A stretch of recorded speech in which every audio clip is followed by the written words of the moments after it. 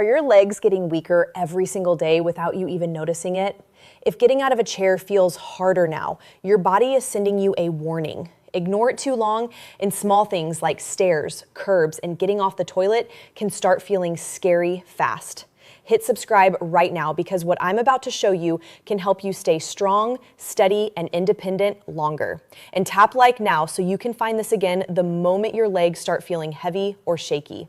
In the next few minutes, you're going to learn the 4 movements that matter most if you're over 60 and you want stronger legs. You're going to see why walking alone is not enough for most people. You're going to learn the exact form cues that make these moves work better and feel safer. And you're going to see how a few simple reps each day can help you stand up easier, walk with more confidence, and lower your risk of falling. Most people have no idea that leg weakness doesn't just show up in the gym. It shows up when you get out of bed, step off a curb, carry groceries, or try to catch yourself after a stumble. That's why this matters so much. You don't need a fancy machine. You don't need a hard workout. You need the right moves done the right way over and over. Here's the reality. Your legs don't get weak just because of age. They get weak because they stop getting challenged. After 60, your body gets less forgiving about long hours of sitting, short choppy steps, and only doing the same easy movement every day. A lot of people think, I walk around the house, so I'm fine. But your body needs more than that. You need strength to stand up. You need balance to stop a fall. You need ankle power to push off the ground. You need hip strength to stay steady when you turn.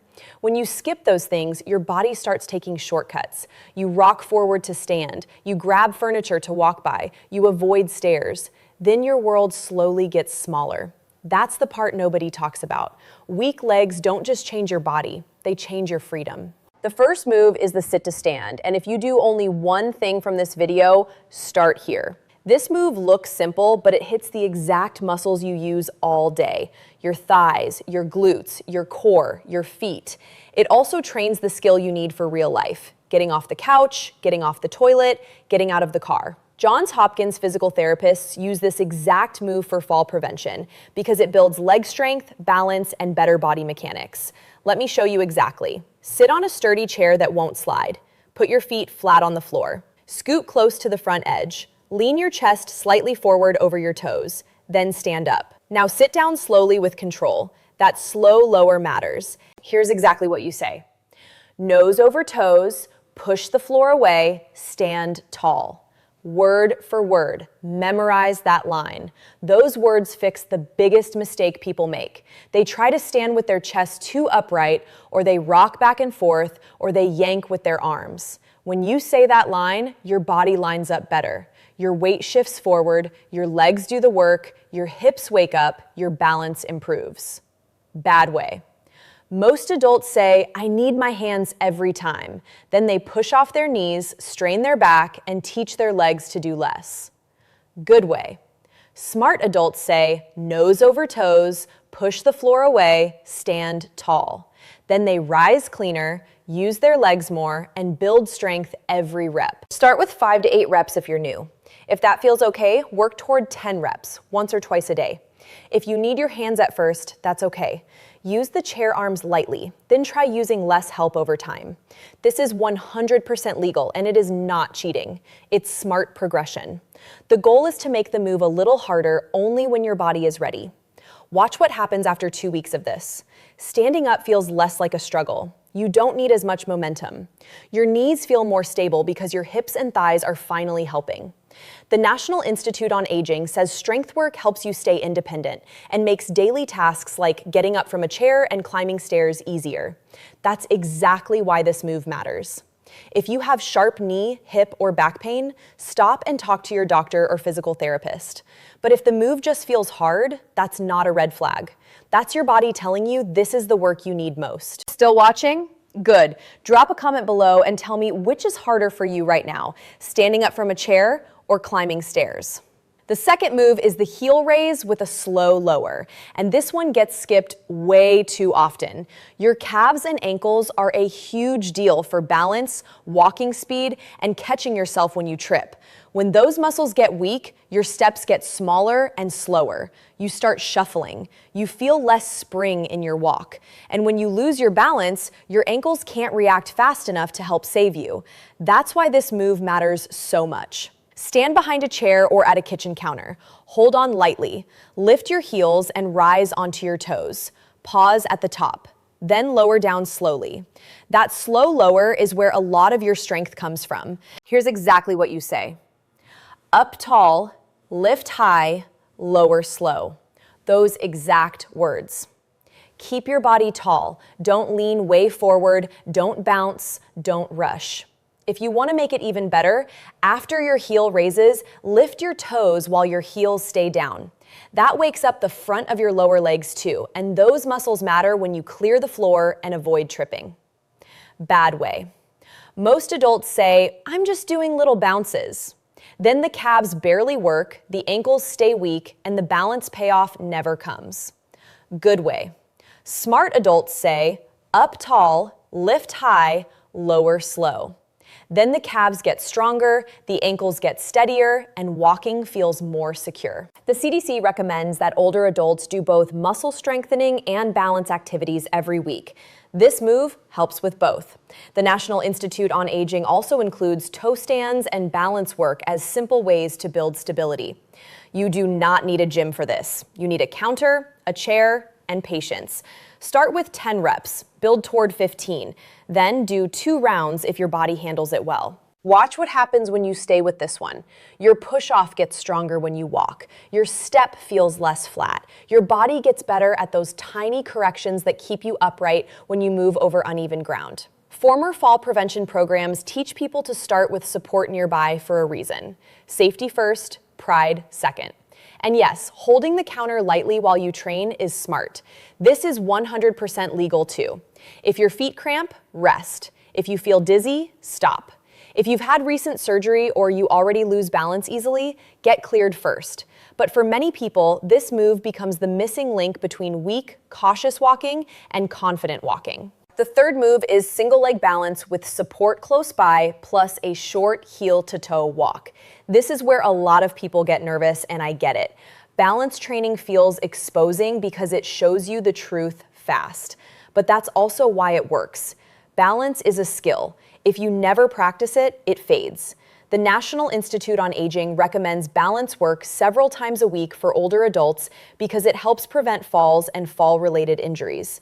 Johns Hopkins also teaches simple progressions like feet apart, feet together, and 1 foot standing. You don't have to be perfect. You just have to practice. Stand near a counter, corner, or sturdy chair. Put most of your weight on one leg and lift the other foot slightly off the ground. Eyes forward. Hold for 10 seconds. Then switch sides. If that feels okay, later build toward 20, then 30 seconds. After that, try heel to toe walking for a few slow steps with a wall close by. 1 foot goes right in front of the other like you're walking on a line. You tell yourself this: eyes forward, belly tight, light touch only. Those exact words. That cue helps you stop staring at your feet and grabbing too hard with your hands. You want your balance system to work. You just want backup close by. Bad way. Most adults say, I'll skip balance work until I feel stronger. Then balance keeps getting worse and every uneven surface feels risky. Good way. Smart adults say, eyes forward, belly tight, light touch only. Then the brain, feet, ankles, and hips learn to work together again. Listen closely because this is critical. You do not train balance by scaring yourself. You train balance by making the challenge small enough that you can succeed safely. Start with 1 finger on the counter if you need it. Start with 5 seconds if 10 feels like too much. Start with your feet only a little closer together. Progress is still progress. Legal experts agree this is your strongest protection. Sounds dramatic in other videos, but in real life, your strongest protection against a hard fall is steady practice. That's the truth here. Here's the reality. Balance drills are not about looking athletic. They are about teaching your body how to save you before a stumble turns into a fall. If you've made it this far, you're serious about staying strong. Show me by hitting that like button, because the next move is the one that ties everything together. The fourth move is the daily movement reset, and this is the part almost nobody does. Here's the trick they don't want you knowing. The best leg exercise plan in the world loses power if you sit for long blocks and barely move the rest of the day. You can do 10 great chair stands in the morning, then erase half the benefit by sitting for 3 straight hours. Your legs need reminders. Your balance system needs reminders. Your joints need reminders. That's why I want you to build short movement breaks into your day. Let me show you exactly. Every time you've been sitting for about 30 to 60 minutes, stand up and do 1 mini round. 5 sit-to-stands. 10 heel raises, 10 easy side steps each way while holding the counter if needed. Then walk for 1 minute around your home. That's it. Small dose, big effect over time. Here's exactly what you say. No long sitting. Stand up now. Take 20 steps. Word for word. It sounds simple because it is simple, and simple is what you'll actually do. The CDC says older adults should aim for at least 150 minutes of moderate activity each week, plus strength work on 2 days and balance work too. The National Institute on Aging also says some activity is better than none, and that you should avoid sitting for long periods. Your body loves frequency. Little hits of movement count. Bad way. Most adults say, I'll do one workout later. Then later never comes, the chair wins, and the legs keep fading. Good way. Smart adults say, no long sitting, stand up now, take 20 steps.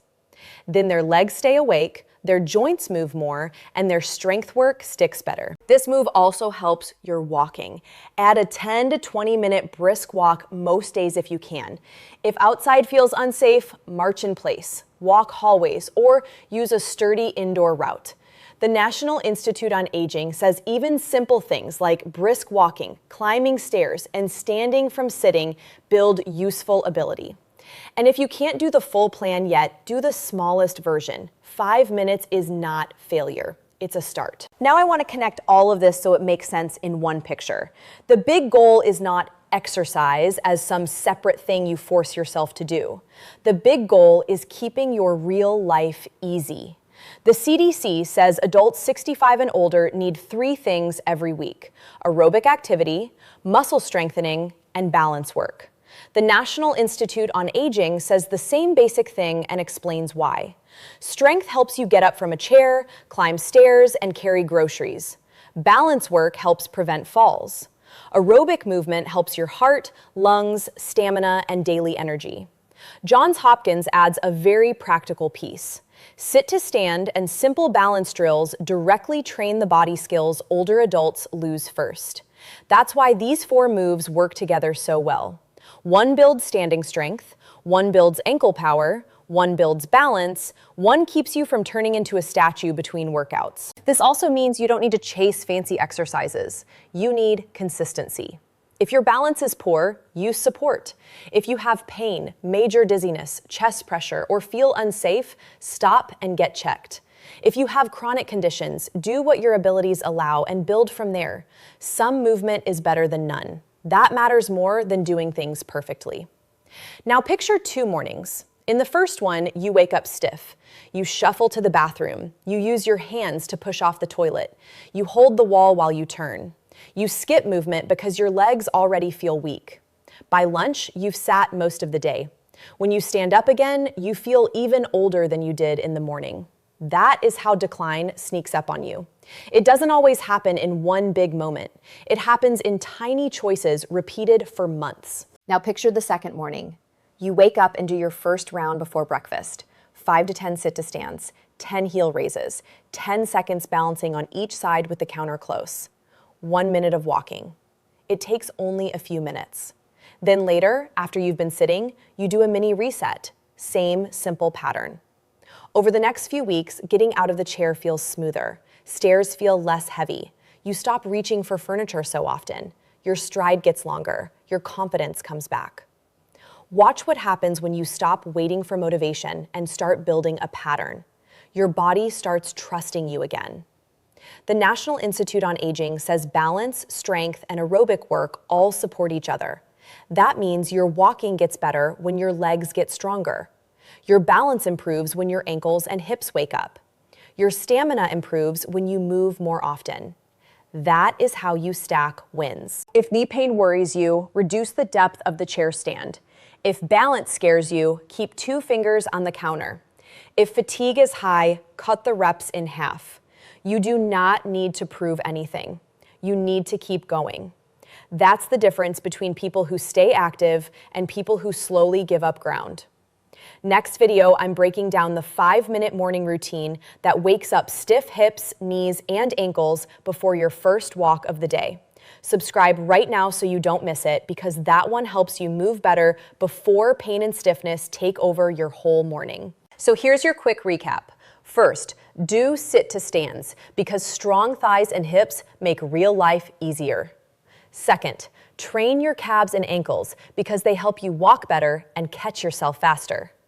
Third, practice balance on purpose, because balance is a skill that fades when you ignore it. Fourth, stop long blocks of sitting with tiny movement resets, because weak legs love stillness and strong legs love repetition. You are not trying to become perfect. You are trying to stay capable, and that goal is worth fighting for every single day. Hit subscribe so you catch that morning routine next. Smash like if this gave you a simple plan you can actually use, and drop a comment telling me which move you're starting with today. Stay strong, stay steady, and keep moving.